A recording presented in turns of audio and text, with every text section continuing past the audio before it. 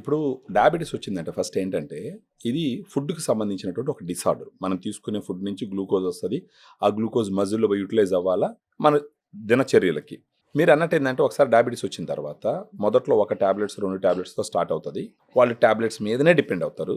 అలా గడిచే కొద్దీ ఏమవుతుందంటే ఒక పీరియడ్ ఆఫ్ టైం వాళ్ళకి మజిల్ లాస్ స్టార్ట్ అవుతుంది. దాన్ని సార్కోపీనియా అంటారు, లేదా ప్రోగ్రెసివ్ మజిల్ లాస్ అంటారు. డయాబెటీస్ ఉన్నప్పుడు శరీరాన్ని క్షీణింపజేస్తుంది, తినేస్తుంది అది.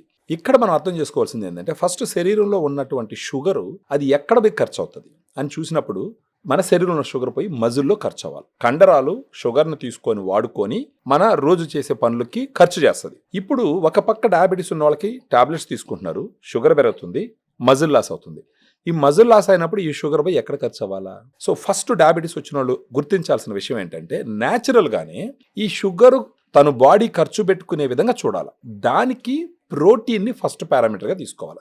ఈ డయాబెటీస్ వచ్చిన వాళ్ళు తీసుకోవాల్సిన ఫుడ్ సీక్వెన్స్ ఏంటంటే ఫస్ట్ ప్రోటీన్ కన్సిడర్ చేయాలి, ఆ తర్వాత కార్బోహైడ్రేట్స్, ప్రోటీను, డైటరీ ఫైబరు, ఆ తర్వాత కార్బోహైడ్రేట్స్, ఫ్యాట్స్ ఈ క్రమంలో తీసుకోవాలి. ఇప్పుడు డయాగ్రామ్ ఏ విధంగా ఉపయోగపడుతుందంటే దాంట్లో 5 సోర్సెస్ ఆఫ్ ప్రోటీన్ ఉంటుంది. అది కాకుండా 100 గ్రామ్ పౌడర్కి 24 గ్రామ్స్ ప్రోటీన్ ఉంటుంది.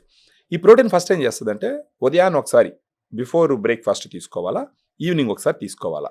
అది తీసుకున్నప్పుడు అన్నానికి ఉదయాన్నే బ్రేక్ఫాస్ట్ ముందర తీసుకున్నప్పుడు జనరల్గా జనాలకు ఉండే ఒక ఇష్యూ ఏంటంటే ఉదయాన్నే బ్రేక్ఫాస్ట్ చేస్తారు, నైట్ అంతా ఖాళీ కడుపు ఉంటుంది, ఒక 2 ఇడ్లు 3 ఇడ్లు ఎక్స్ట్రా తిన్నారనుకోండి ఇమీడియట్గా గ్లూకోజ్ లెవెల్ పెరుగుతుంది. ఈ మార్నింగ్ పెరిగే గ్లూకోజ్ లెవెల్సే బాడీలో ఉండే ఆర్గాన్స్ అన్నింటిని దెబ్బతీస్తుంది. ఇప్పుడు మన డయాగ్రామ్లో ఉన్నటువంటి ప్రోటీన్ ఏం చేస్తుంది అంటే వే ప్రోటీన్ ఒకటి ఉంటుంది. అదేం చేస్తుంది, ఉదయాన్నే తిన్న తర్వాత పెరిగే గ్లూకోజ్ని అది తగ్గించేటట్టు చేస్తుంది. ఎలా చేస్తుంది అంటే ఇన్సులిన్ పనిని పెంచుతుంది, ఇన్సులిన్ సెక్రేషన్ పెంచి ఈ గ్లూకోజ్ని మజిల్లోకి తోసేసే విధంగా చేస్తుంది.